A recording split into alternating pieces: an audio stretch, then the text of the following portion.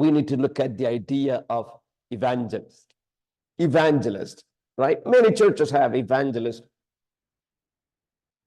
Let me go through, let me give you some biblical materials on this.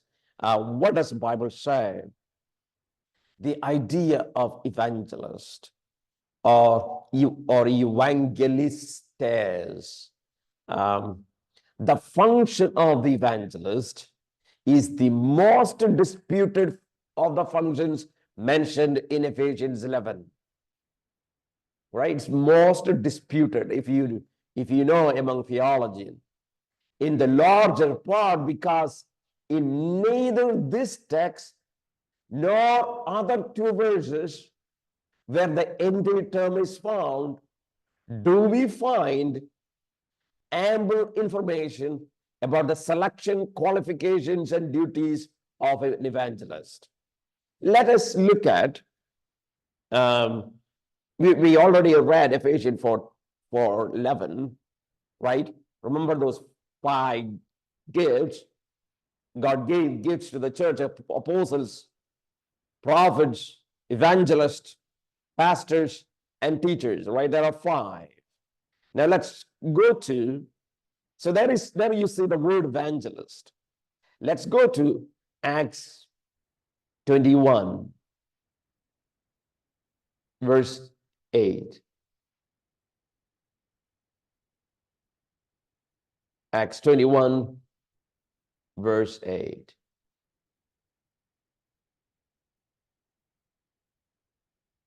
Can one of you please read Acts 21, verse 8?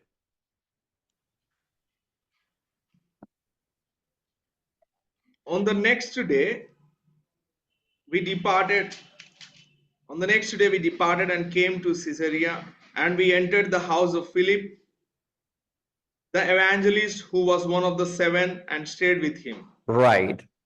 So here is a place we see the noun again. Philip, the evangelist, one of the 7. Right. So Philip was called to be an evangelist, right? Now let's go to 2 Timothy 4:5.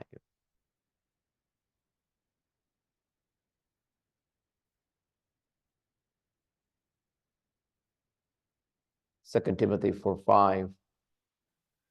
As for you, always be sober-minded, endure suffering, do the work of an evangelist, fulfill your ministry. Yes, do the work of an evangelist, fulfill your ministry. That is the third place we see the word evangelist. So in the Bible, there are 3 places you see the noun evangelist, right? The noun, the word evangelist. The literature of the early church proves equally fruitless. Virtually nothing concerning this quote unquote office has survived. For the heightening our uncertainty is the fact that this term appears in 4:11 at the hinge, right? The hinge of a door, that separating broad and foundational gifts. Apostles and prophets are foundational gifts. Pastors and teachers are broad gifts, and evangelist comes in the middle, like in the hinge. It's like work function is a hinge. So that is from the temporary gifts to a local and permanent ones. As a result, great many theories have emerged. So many people talk about, what does this mean? The word evangelist, what does this mean? Many, such as Calvin, cited above, but with him, great many others see evangelist as a preliminary class of gospelers. Supernaturally equipped, some people think that way, but they were gospelers who operated as temporary officers in the church universal, who are charged with introducing the gospel to new regions until local churches matured enough to adopt a normal missionary structures seen today. All right, so what is that point? Calvin and many old thinkers, theologians, they believed that evangelists are a preliminary group of people who worked in the earlier time period, who worked in the maybe first century settings, who went to various places where the gospel was never been heard, and they started to share the gospel. So they were preliminary class of gospelers who operated as a temporary officers, right? So they went to the places, shared the gospel to begin a new church, to begin a new church. There was no God church at all until, they say, churches matured enough to the normal missionary structures seen today, right? So once church grown, now church started to send out people. So until that time they functioned, then there were no more evangelists. So yes, some group of people believe that evangelists were only in the first century capacity. Now, so that is the first idea. Let's come to the second idea. What is the second idea?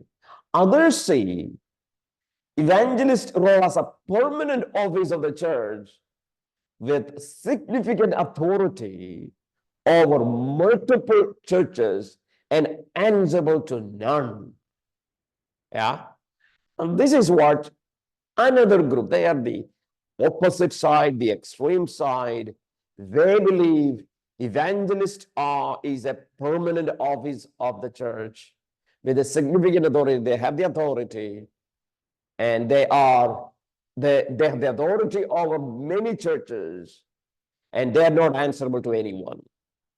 These argue that ordering of the functions of Ephesians 4:11 and 1 Corinthians 12:28 indicate not a temporal priority, but a priority of rank, right? It's not a temporal priority, it is a priority of rank. They are, third in line. If you look at apostles or prophets, then there comes third. So, yes, they believe that evangelist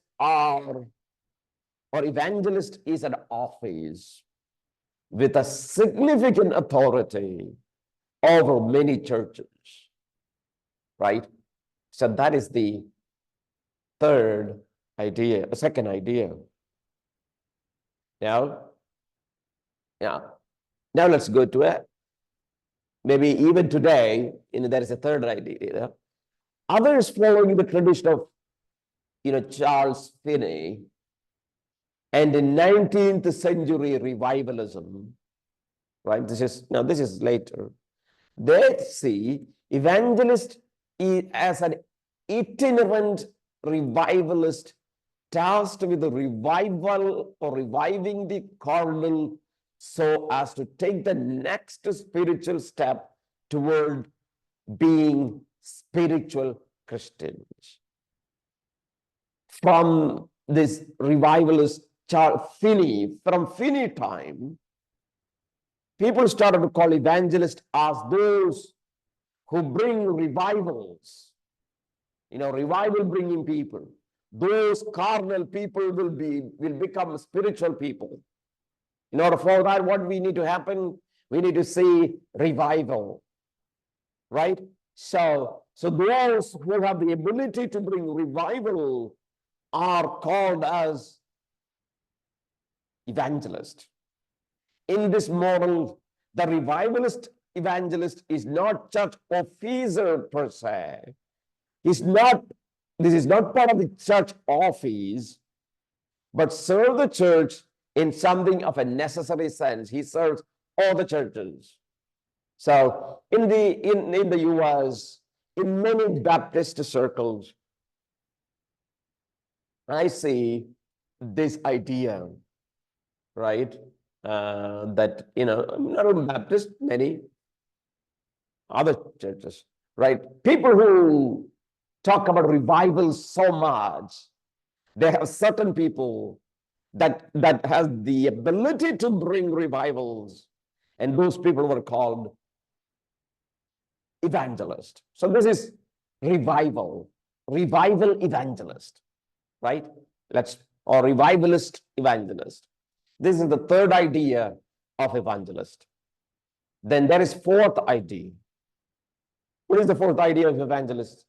Still others have transmuted the previous idea into a concept of an itinerant expert on evangelism.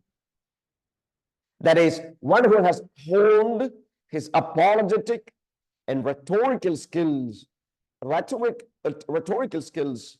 to confront the pagan worldview with a peculiar effectiveness. All right, this is the modern day. This is what I have seen in many Baptist circles. There are some people call themselves as evangelists that they know how to share the gospel so effectively, and they are very good apologists. They can confront the worldview of paganism and share the Christian faith in a beautiful manner that everyone will sit and listen to them, right? So that is the expert on evangelism. They are called to be evangelists. Like the previous category, the evangelist is not by definition an officer of the church. Again, it's not an officer, nor even a necessary feature of church life. Rather, he's a specialist from one church who is called upon to ply his skills in another church, right? Another churches. As church, his function is unobjectionable. It remains to be seen, however, whether the idea matches biblical concept of evangelist, right? So that is the difficult side. So yes, the fourth idea of evangelist is that some with a specific skills talking to people about the gospel, confronting heathenism or paganism with his apologetic style, things like that. For example, maybe you might have heard the word name who bygone, forgone name like Revi Zacharias and things like that. Those kinds of names, and so they were called expert in evangelism and apologetics, and so there are many people who claim to be that way. So they are called to be evangelists, right? So that's a fourth idea. So remember once again, Calvin and many old thinkers said evangelists only functioned in the first century when the gospel did not reach into regions. These are the people who took the gospel and planted churches. And once church started to mature, their function is almost over, and it is part of temporary office. It is fade away. There is no more evangelist now. It was only in the first century. That is number one. And second group of evangelist, second idea of evangelist is that it is a permanent office of the church, that this evangelist has significant authority over many churches, and they are not answerable to anyone. They have the priority. What they say is the answer to many questions, right? So there are people who believe that idea. So it is an office, not simply a gift, right? Not simply a gift. Third idea is coming from 19th century. The term evangelist is actually a revivalist, someone who can bring revival among the people are called to be evangelist. Fourth idea of evangelist is that, yes, that is the modern day idea that many say someone who has the rhetorical skills and apologetical skills to confront the pagans and share the gospel, they are also called to be evangelists. All right? Now, let's go to the fifth idea of evangelist, I think, which is close to the Bible, in my understanding, right? Which is close to the Bible. What is that? Finally, it has been suggested the closest approximation of the anti-evangelist in the church today is that of, let me say here, a church commissioned missionary or a church planter. A church commissioned missionary or a church plant, maybe that is the most closest idea, rather than seeing as a separate office of a local church or the universal church. I don't think it is an office act per se. However, most view the work of evangelist as a function of otherwise qualified elders sent by individual local churches. This theory, which is defended in these notes, derives from three exegetical arguments. All right. So, evangelist is a function, all right, of otherwise qualified elders sent by individual local churches. This is a function, not a particular gift. Okay, why do we say? The known function of Philip, right? If you know somebody called as evangelist in the Bible, it was Philip, right? A person called to be with the name evangelist. He is the only named evangelist in the New Testament. There is only one person named as Evangelist Philip, right? That's what we read. In Samaria, the road to Ethiopia, and Azotus. Yes, here is a man, right, traveling on the road to Ethiopia and to Azotus. So we know that is in Acts chapter 8. The fact that the function of evangelist is a mandate extended to an elder, right? 2 Timothy 4:5, because 2 Timothy 4:5, we see that it is, of course, in the context, it is connected to elders, right? Elders are to do the work of evangelist, right? So what we are saying, the fact that the function of evangelist mandated extended to an elder and presumably to elders in general. What does that mean? The function of evangelist. So I said, first of all, there is only one person called to be evangelist. Secondly, I say in 2 Timothy 4:5, this is extended to elders. So it is, I would say, it is a function of elder. Third, the meaning of the verb evangelizo or evangelizomai, the Greek word, a verb that demonstrably expands on its most obvious meaning, right? To preach the gospel with the goal of conversion, to include the grounding of new believers in the faith in the churches, right? So this is the ministry of the elders as well, to ground new believers in the faith and aim at the conversion of the old, in a conversion of the unbelievers. So that is what we do.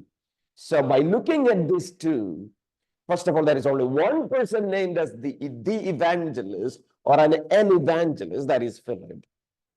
But when it comes to Timothy, Paul extended the ministry of evangelism to elders, right? So that means even in the church, and other places. Elders have the responsibility to share the gospel to people who have never been trusted Jesus Christ, and to people who are already trusted in Christ, but they need to be grounded in the gospel. Now let's look at the function of an evangelist. It seems probable that the commissioning of men such as Paul, John Mark, right? Who is John Mark? John Mark is the one who wrote the Gospel of Mark, right? And Barnabas, Silas, to take the gospel to new locales, right? Acts chapter 13 was a commission to do the work of an evangelist.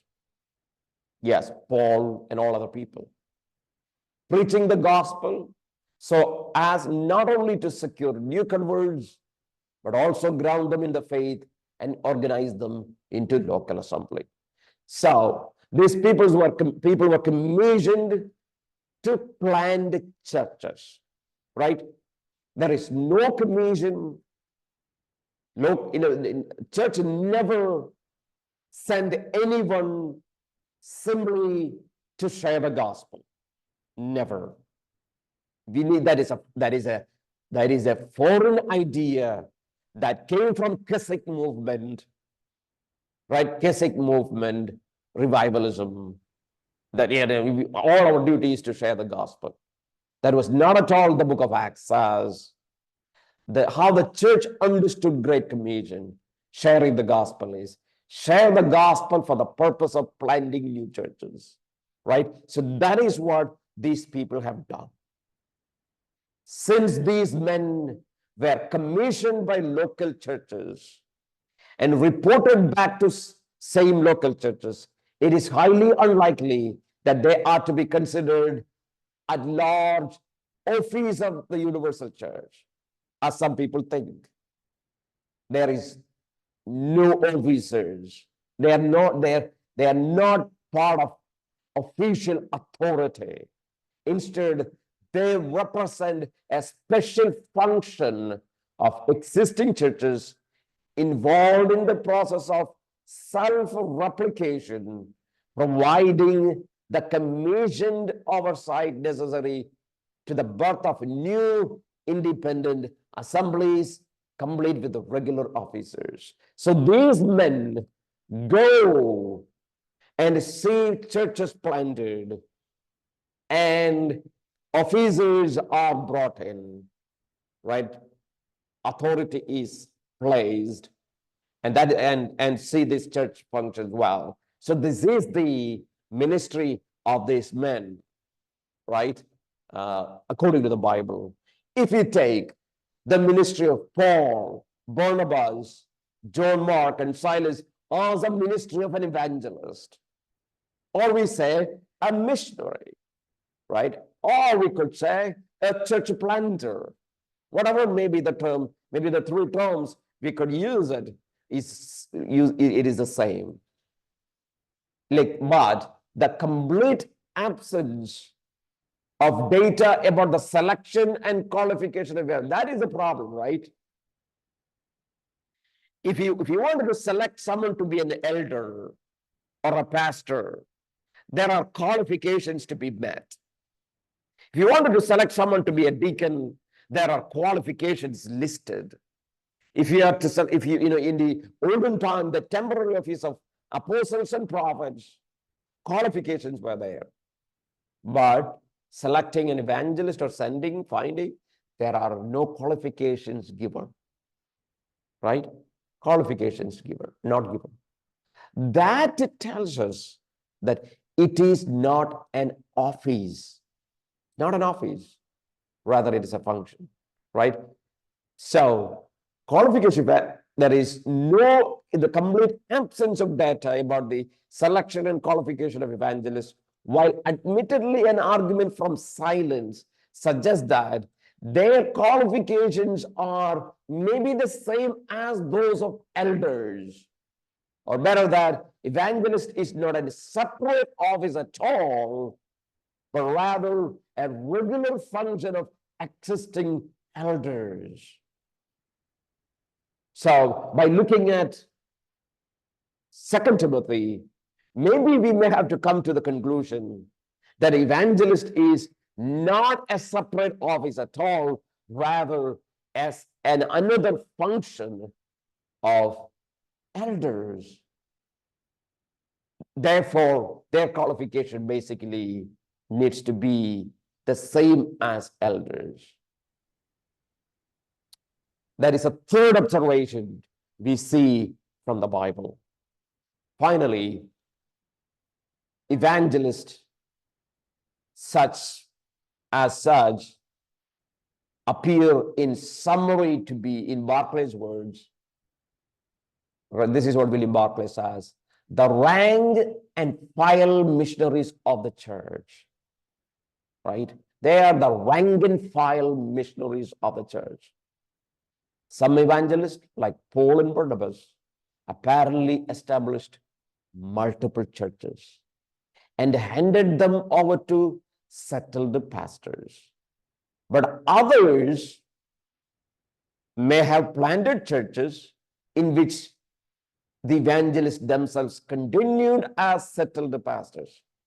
Some evangelists planted churches and they moved on. Other evangelists planted churches and continued as pastors. The former practice better attested, perhaps, but there is little here by way of prescription. It is probably best to leave this as a matter of ecclesiastical preference, what maybe the church wants to follow. But yes, so these apostles, maybe if we can call some of the apostles, not all of them, at least Paul there, and you have John Mark and Barnabas and Silas and other people went out planting churches, right? Sharing the gospel, planting churches. Yes, maybe that idea is still there. So I would say, as far as my understanding of the scripture is concerned, the evangelist and missionary are basically the same. Or church planter are basically the same, right? Evangelist, missionary, church planter, three terms. A church planter is an evangelist, church planter is, right? I can say, maybe, let me clarify a little more. An evangelist and church planter is basically the same idea. Going to a place with the purpose of planting churches by sharing the gospel and making maturing disciples, right? That is what a church planter. But when it is a missionary, the caveat is different, right? Usually we call someone, the difference between a church planter and missionary is that church planter always goes to same culture, same language. They don't learn new language, new culture. But missionaries, according to the modern usage, goes to different place of culture and language, especially a different cultural language, that they go learn the language, learn the culture, and then start the church. So their task is much more difficult, a missionary's task. Whereas a church planter knows the language, knows the culture, so it's so he's there. He doesn't have to learn the language, learn the culture. So maybe he's going to move to a different place with the same culture and language. That's a church planter or evangelist. That is what I would say. So, friends, yes, we have a famine of information about evangelist. A famine information. There's not much biblical data, and so yes, it could be argued that evangelism or evangelist is a added function of the church, so that evangelists have the same qualification of an elder, but have the goal of planting new churches. That is what we want. That is what maybe Bible suggests, right? So we don't have much information about evangelists, as some people think, or as some people claim. right? We don't have. All right.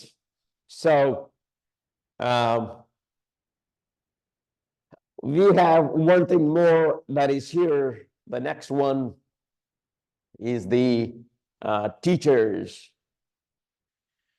As noted above, Calvin argued that the last function in Ephesians 4:11, the teacher, or he denominated it, Calvin said, the doctor of the church. The doctor of the church. That's what Calvin said. The teacher or the doctor represents one of four permanent officers of modern church. Right? This is what John Calvin said. Others being pastors, elders, and deacons, and the only one that may by no means must exceed the pale of a single local church. So he thinks that the teacher is one exceeds a local church, has great quality. He's a doctor of the church, able to communicate, teach the doctrine very well. While one might be both a pastor and a doctor of the church, simultaneously, two functions are very different. As a pastor, man is charged with the ministries of the word and sacrament. That is what Calvin said, right? Word and sacrament. As a doctor, he serves as a resident theological scholar, charged with both teaching the people and training new ministers, right? Someone, just like someone has got a theological,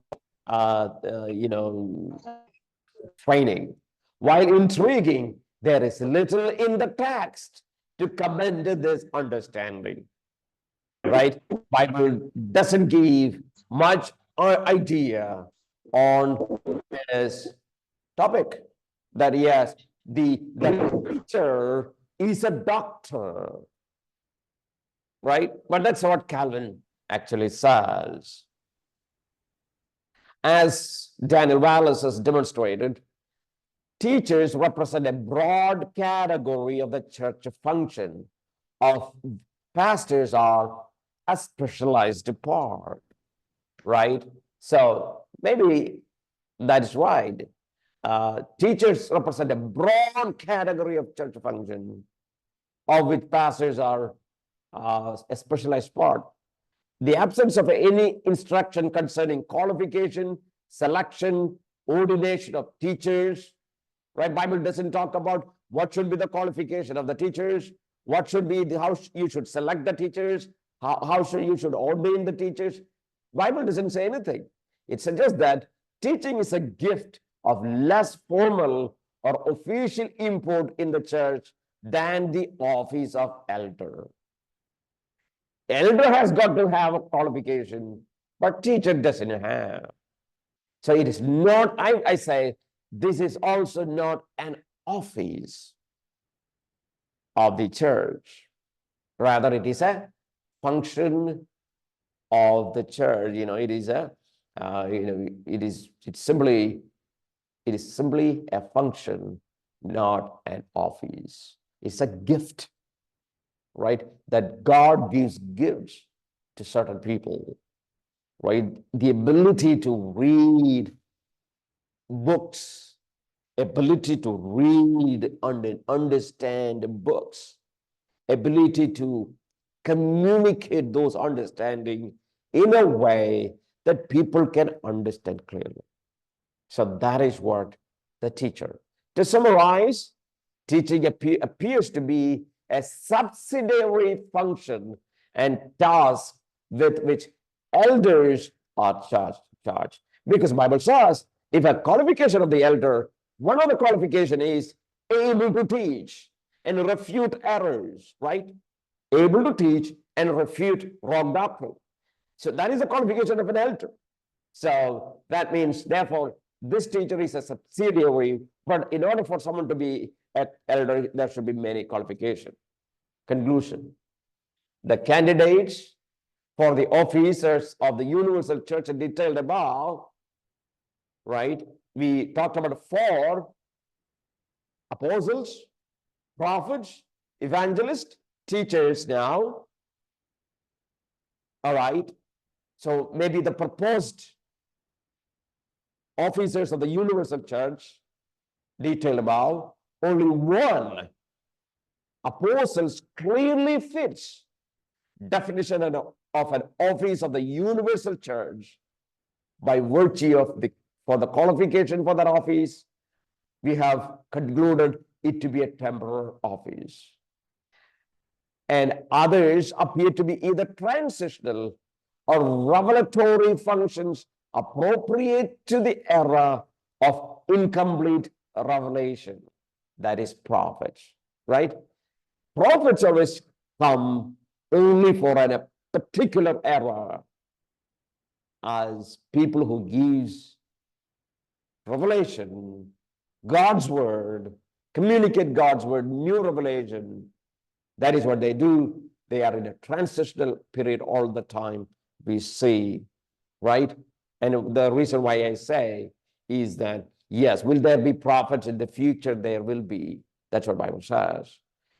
And then there is subsidiary functions, tasks charged primarily, not exclusively to the elders of local church, like evangelists and teachers, could be subsidiary functions of elders. That is what we can understand from the Bible. So apostleship, primarily a temporary office done away by the establishment of the church foundation. Prophets are in the foundation, but they come in certain eras. But apostleship doesn't repeat at all, but prophets come in various eras in the Bible, in the Old Testament eras, in the New Testament eras of Revelation, and then maybe millennium era of Revelation, prophets to come. And then evangelists and the teachers are kind of subsidiary functions of elders or pastors. That is what we understand.